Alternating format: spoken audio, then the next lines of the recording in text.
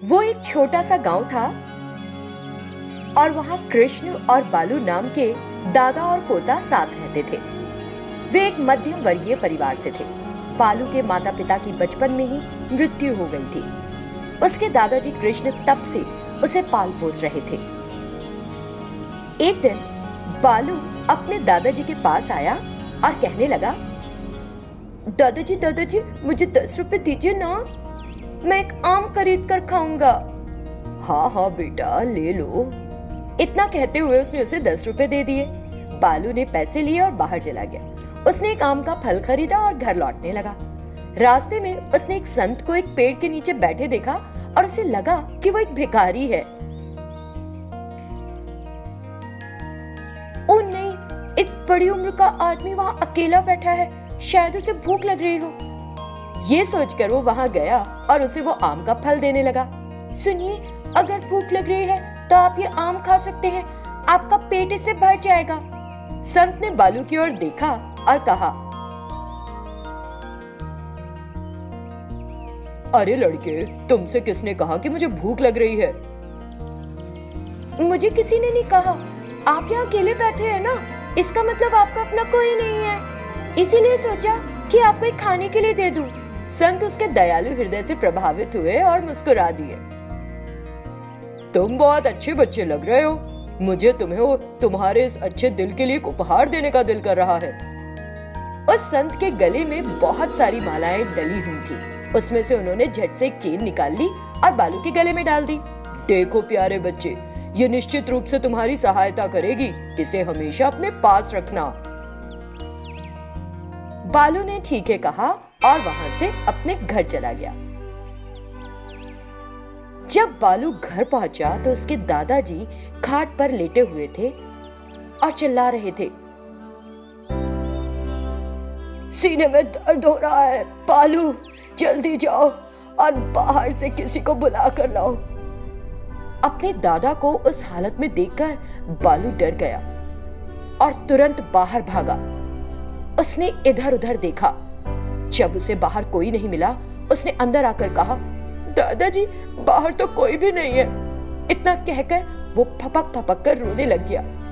कृष्ण से दर्द सहन नहीं हो रहा था। उसने प्रार्थना की, हे भगवान बताइए अब मैं क्या करूं? इस गांव में एम्बुलेंस की भी कोई सुविधा नहीं है।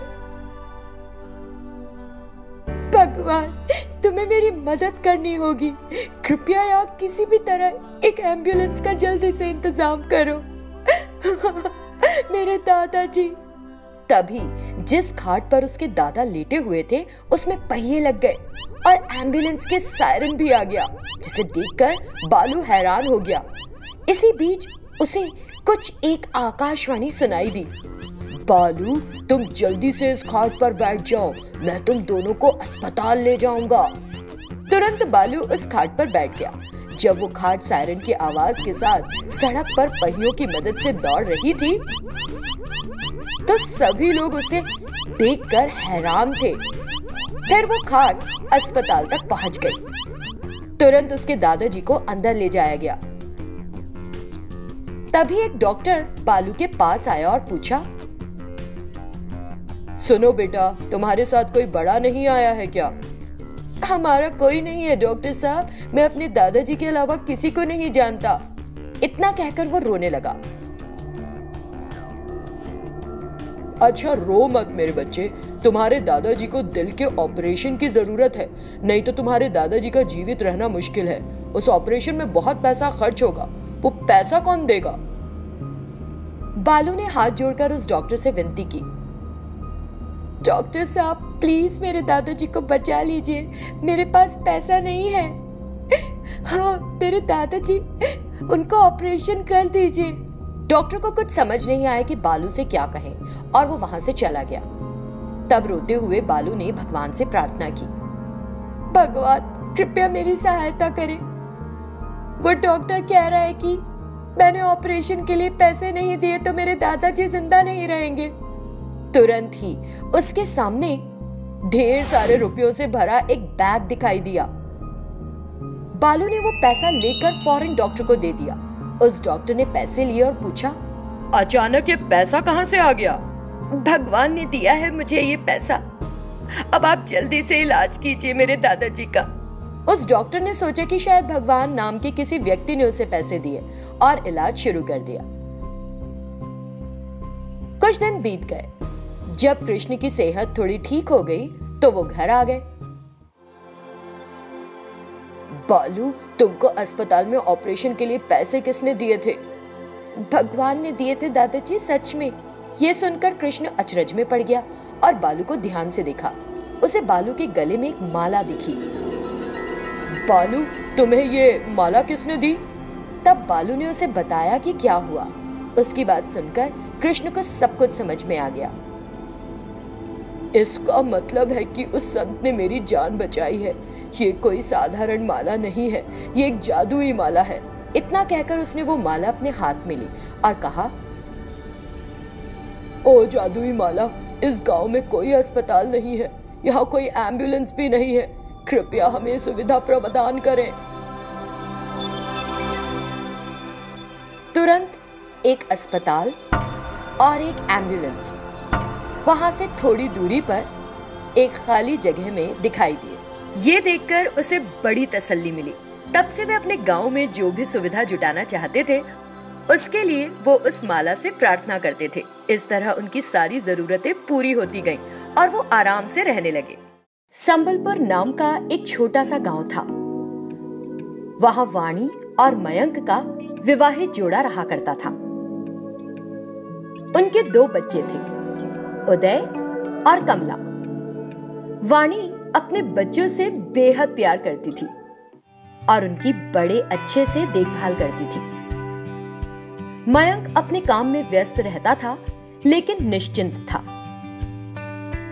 अचानक एक दिन वाणी को दिल का दौरा पड़ा और वो चल बसी। उसके अचानक इस तरह मर जाने से बच्चे कहीं के नहीं रहे। उन्होंने रो रो के अपनी आंखें सुजा ली। शाम में जब मयंक को घर आकर सारी बात पता लगी तो वो बहुत दुखी हो गया। कुछ दिन बीत गए। फिर मयंक ने सोच समझकर दोनों बच्चों की देखभाल के लिए पद्मा नाम की एक लड़की से शादी कर ली। पद्मा उन बच्चों से प्यार से पेश आती थी। कुछ दिन बीत गए। एक दिन पद्मा रात में जाग जाती है और अपने पति की तस्वीर के सामने बैठकर कुछ अनुष्ठान करने लगती है। उस समय बच्चों ने मंत्रों का जाप सुन लिया और उठकर देखा। पद्मा को इस तरह करते देख दोनों बच्चे हैरान रह गए और एक दूसरे से बोले, भैया, लगता है हमारी मम्मी किसी शैतान के वश में है, इसीलिए तो ऐसी अजीब सी हरकतें कर रही है। हमें पापा को इस बारे में बताना चाहिए, नहीं तो हम अपनी मम्मी को खो देंगे। लेकिन बताने के लिए कल सुबह तक रुकना पड़ेगा हमको। कल पापा के घर आते ही हम उनको ये बात जरूर बताएंगे। अगले दिन सुबह में मयंक घर लौटा। तब बच्चों ने उसे रात घटी बात पूरी तरह से बता दी। क्या हो गया है तुम दोनों को? तुम दोनों ने कोई बुरा सपना देखा था क्या? चलो छोड़ो ये बात, जाओ जाकर खेलो।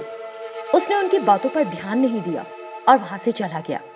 लेकिन दोनों बच्चे अभी भी बहुत चिंता में थे। उस रात जब मयंक घर पर नहीं था, पद्मा एक शैतान में बदल गई और उन बच्चों के पास आई। क्यों बे बच्चों, क्या तुम मुझे यहाँ से भगाने की कोशिश में हो? ये कभी नहीं होगा। क्यों? क्योंकि मैं तुम दोनों को मार डालूंगी। ऐसे कहते हुए वो शैतान उन दोनों की तरफ बढ़ी। वो दोनों बेहद डर गए और भागने लगे। वो दौड़कर एक कमरे में चले गए और दरवाजा बंद कर दिया। शैतान दरवाजा खटखटाने लगी और चीखी, दरवाजा खोलो, दरवाजा खोलो। बच्चे बहुत डरे हुए थे और बोले, माँ, हमको डर लग रहा है। नहीं, मम्मी किसी शैतान के वश में है और वो शैतान हमें मार डालना चाहती है। अभी पापा भी घर पर नहीं है। हमने बताया था कि मम्मी किसी के काबू में है, लेकिन वो हम पर भरोसा नहीं कर रहे हैं। माँ, तुम एक बार आ जाओ ना। माँ। ये कहते हुए वो जोर जोर से रोने लग गए। तभी उनकी माँ एक आत्मा के रूप में सामने आई। उसे देखकर दोनों बच्चों की खुशी की सीमा नहीं रही। वे बेहद खुश थे और उनका डर चला गया। उनकी माँ जो एक आत्मा के रूप में सामने थी, बोली, तुम दोनों डरो मत, वो तुम्हें नुकसान नहीं पहुंचा सकती। मैं हूं ना तुम्हारे साथ। जैसे मैं कहूं करो। प्रार्थना कक्ष से विभूति लाओ और उस पर छिड़क दो, तब शैतान उसके शरीर को छोड़ देगी। ये कहते हुए वो वहां से अदृश्य हो गई। वो शैतान बहुत देर तक दरवाजा खटखटाती रहती। मुझे नींद आ रही है, इन बच्चों से कल निपटूंगी। ये सोचते हुए वो शैतान आराम करने के लिए वहां से चली गई।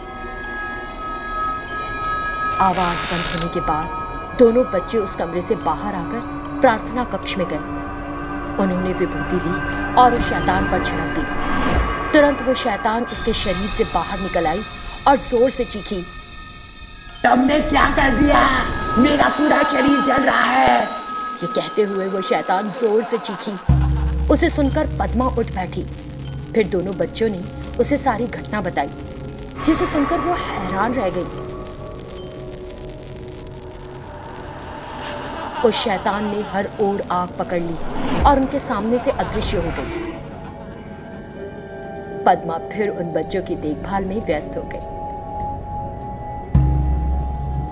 बच्चे भी खुश थे कि उनकी प्यारी मम्मी को उस शैतान से निजात मिल गई थी।